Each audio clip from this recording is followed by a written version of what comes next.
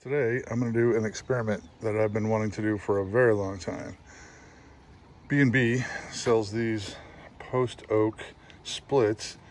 It's 1.25 cubic feet for $27.99. So there's about 12 pieces that look like that. That's not all of it. And that seems like a pretty good deal when you compare it to the wood that I've been smoking with. That's one piece compared to the rest of the box. So it's a lot of wood for the money, but is it good wood? Normally, I cook with B&B charcoal oak and post oak chunks. But today, we're gonna take a split and surround it by B&B briquettes, the oak briquettes. I'm gonna use this split, I think, and I'm just gonna set it in there and surround it by charcoal and see how she cooks. I'll show you what it looks like when I get it set up. I started with a single layer of charcoal on the bottom just to give it a place to start.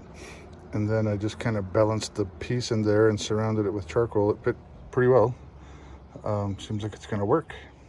I'm gonna add some more charcoal on top because my cook will continue. I'm just doing a simple rack of ribs today, just to see what the fire is like, not so much what the food is like. We have the Fireboard 2 drive. It's gonna manage the fire for us. We have the LSS mod, little tinfoil action, lava lock all over the place on this thing. We have about that much briquette, which should give us, plus the post oak, which should give us more than enough fire for a rib cook. So we'll see what happens. Rolling good smoke. Gonna throw on a St. Louis cut ribs with some Holy Cow from Meat Church. And by the way, when you open your lid, close your fan box. That will keep you from over temping. Let them go until they like to bark. It took the smoker about half hour to come up to temp, and then I waited about another half hour before I put the ribs on. So it's been an hour and a half since I lit it, and it's been putting out that much smoke the entire time.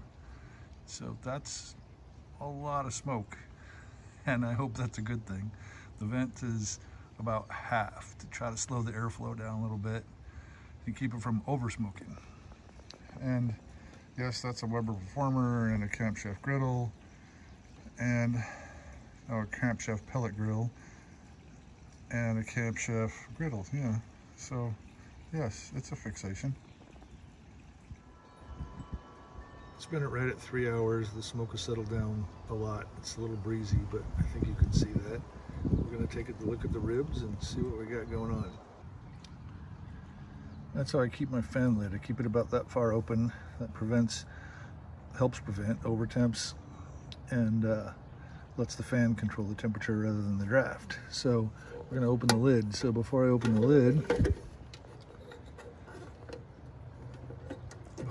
lid, I always close the fan door. Then let's peek in the hopper, see what the fuel looks like. Let me burn down some. It's crackling away.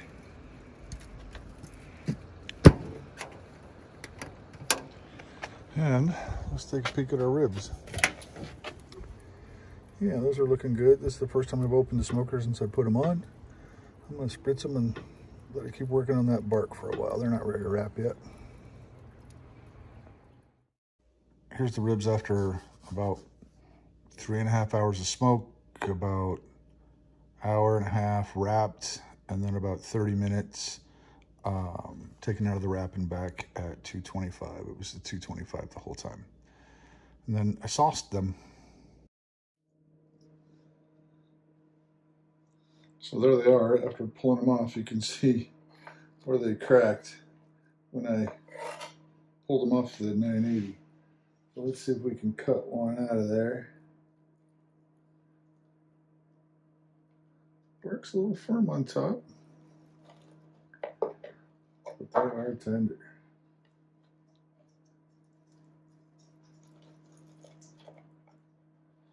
Let's see how they look.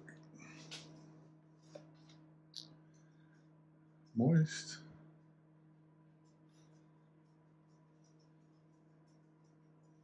Decent smoke ring. see how the bite is, but I'm gonna call that a win so far. Very clean bite, nice and tender, right on the edge of fall off the bone. Yeah, I'll take this all day long, and the bones clean up nicely. Here's how the cook turned out on the Fireboard 2 drive. That's where I put the ribs on. At one point I was trying to clean up the smoke, so I opened the rear vent all the way and it really spiked the temperature. So I closed it back to half and the temperature came down on its own.